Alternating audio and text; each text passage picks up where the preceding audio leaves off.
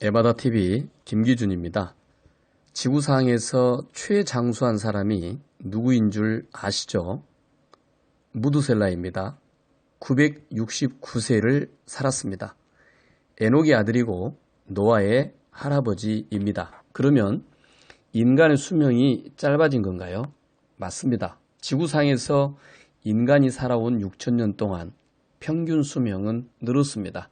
의학이 발달하면서부터입니다. 하지만 개인의 수명은 인류 초기보다 훨씬 짧아졌습니다.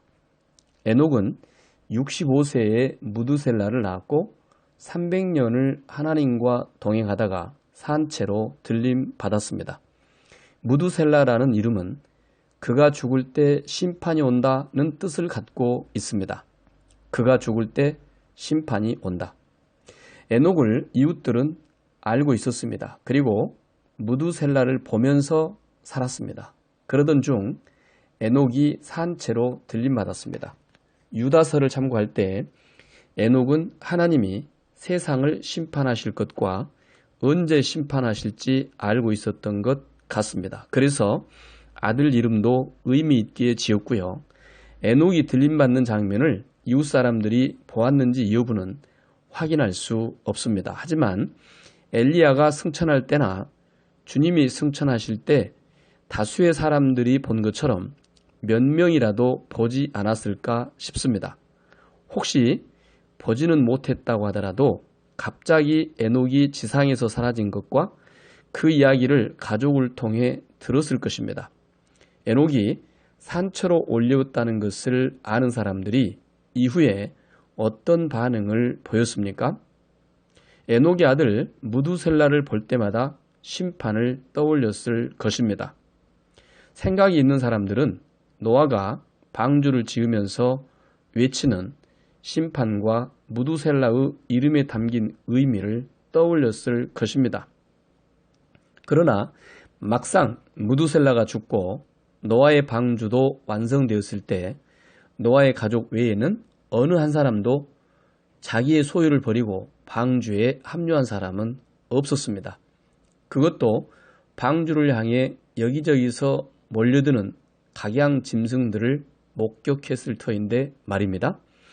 왜 그랬을까요? 그만큼 마음이 악으로 가득 차서 강팍해졌기 때문입니다. 소돔과 고모라가 멸망한다고 다급하게 외쳐도 농담하지 말라고 장인에게 코웃음 치던 사위들과 같습니다. 롯의 사위들은 장인집을 찾아온 천사들을 겁간하고자 동네 사람들이 난리법석을 피우다가 일시의 장님이 되어버린 것을 알고 있었지만 세상을 버리지 못해 소돔과 고모라 그 자기가 살던 동네를 껴안고 구원의 기회를 놓쳤습니다.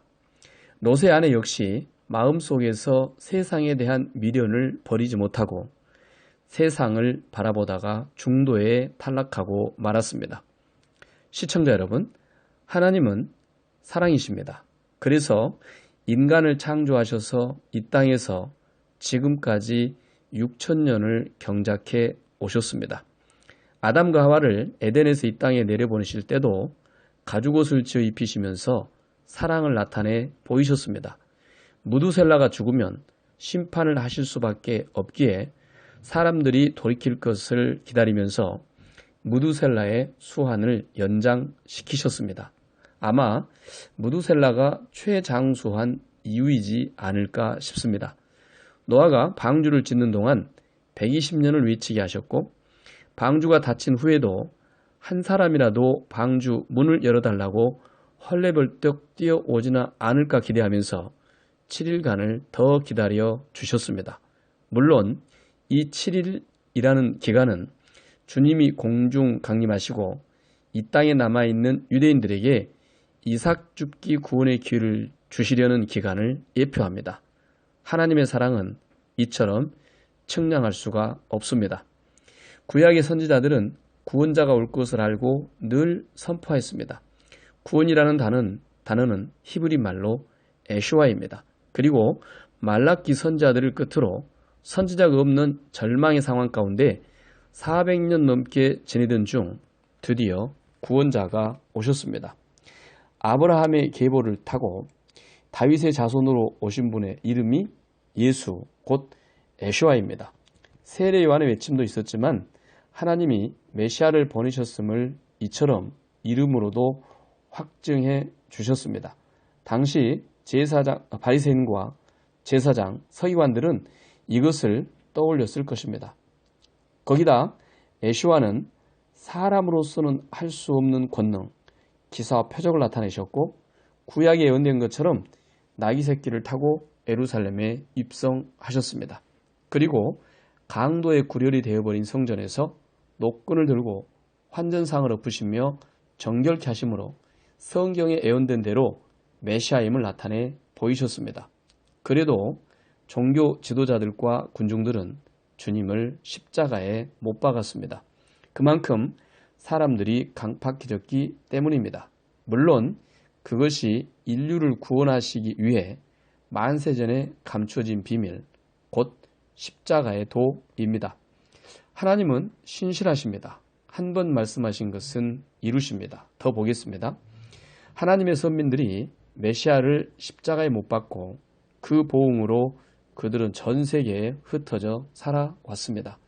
그들은 고토로 돌아갈 것을 꿈꾸며 눈물로 씨를 뿌렸습니다. 하나님은 이방인의 충만한 수가 찰 때까지 기다리셨습니다. 원 감람나무가 꺾이자 돌 감람나무를 접붙이셨습니다. 그리고 이방인의 수가 다 차는 듯 합니다. 이제 열방이 흩어져 있는 이방교회가 디아스포라로 살아가는 유대인들을 알리하기 위해 곧 예루살렘에 있는 성전으로 되돌아가도록 하기 위해 적극 도우며 주님 재림의 때를 준비하고 있습니다. 하나님이 약속하신 대로 열방이 흩어져 있던 유대민족이 예루살렘에 모여 파괴된 성전을 재건하고 호산나를 외칠 준비를 하고 있는 것입니다. 때가 무르익었습니다. 1948년 이스라엘 건국 이후 무화과 나무가지는 연하해지고 잎이 무성해지고 있습니다. 러시아를 비롯한 유럽, 아프리카 빈국에서 많은 알리아가 있었습니다. 그리고 최근에는 미국을 위시한 서방 세계에서도 알리아가 진행되고 있습니다. 특히 코로나19로 흉흉해진 민심 때문에 반유대주의와 유대인 타겟 범죄가 급증하자 이에 가뜩이나 불안해하는 유대인들이 알리아를 고려하거나 이에 속속 동참하고 있습니다. 마무리하겠습니다. 처음 이 유튜브를 시작하면서 한 달 정도만 하려고 했습니다. 한 달 정도면 구원에 필요한 성경의 메시지는 담을 수 있겠다 싶었습니다. 휴거를 위해 준비할 것도 구체적으로 정리를 했습니다. 그리고 생업에만 전념하려고 했습니다. 그런데 작년 말부터 코로나 바이러스가 확산되면서 계속 이어오고 있습니다. 그만큼 긴박하고 중요한 시기라고 생각했기 때문입니다. 성령은 하나이시니 시청자분들도 기도를 하시면서 지금이 주님 오실 때가 아닌가 하고 긴박감을 느끼셨을 것입니다. 그리고 저는 아직 못 다 이룬 사명이 있습니다. 가족 복음화입니다. 천국과 지옥이 실제한다는 것을 분명히 아는 자녀들입니다. 그런데 그 자녀들이 미지근합니다. 아이들이 성장할 때 한창 어려운 시기를 겪었고 내 임의로 교회를 옮기면서 아이들의 믿음을 관리하지 못했기 때문입니다. 여러분, 마지막 때 있을 재난이 이미 이 땅에 시작되었습니다. 그러므로 휴거를 준비하자는 말을 그냥 흘려보내지 마십시오. 휴거를 얘기하면 반응이 제각각입니다. 믿지 않는 사람들은 너나 믿고 천국 가라며 조롱합니다. 믿는 사람이라고 해도 여전히 세상과 짝하며 살아갑니다. 우리 대한민국에 기독교인이 1000만 명이 넘는다고 합니다. 비대면 예배로 전환하자 벌써 주일에 대충 예배를 드리는 것이 아니라 시청하고 외식하고 놀러 다니는 사람들이 늘어나고 있습니다. 굳은 마음을 제하지 않고 있기에 주님 오실 때 쭉정이로 분리될 사람들입니다. 마치 노아의 홍수 당시 무두셀라를 보고도 방주를 외면한 사람들과 같고 소돔과 고모라의 멸망 당시 하나님의 이적을 얼마 전에 목도하고서도 롯을 따라 탈출하지 않았던 사위들과 같습니다. 그만큼 마음이 강팍했다는 것을 뜻합니다. 하물며 지금은 오죽하겠습니까? 그런데 어떻게든 천국에 가야겠다고 다짐하는 사람들도 구체적으로 신부단장을 하지 않고 있습니다. 우리는 주님의 공중 재림이 임하겠다는 징조를 각양 매체를 통해 실시간으로 접하고 있습니다. 때를 분별하고 늦기 전에 기름 등불을 준비해야 합니다. 두루마기를 빨아야 합니다. 같은 말입니다. 행함으로 짓는 죄는 끊고 그동안 켜켜이 쌓였던 비진리를 불같이 기도하면서 태우고 제거해야 합니다. 비진리를 뽑아낸 만큼 두루마기는 깨끗해지는 것이고 두루마기가 깨끗해지는 만큼 성경 말씀이 실제 믿어지고 휴거에 대한 소망도 그만큼 간절해집니다. 우리가 할 수 없는 것을 하나님이 하라고 권하지 않으십니다. 마태복음 5장 48절에서 주님은 그러므로 하늘에 계신 너희 아버지의 온전하심과 같이 너희도 온전하라 라고 말씀하셨고 베드로전서 1장 16절에서 성령님은 베드로 사도를 통해 기록하였으되 내가 거룩하니 너희도 거룩할지어다 하셨느니라 라고 말씀하셨습니다. 행복한 하루 되시기 바랍니다. 알림 잊지 마시고요. 샬롬.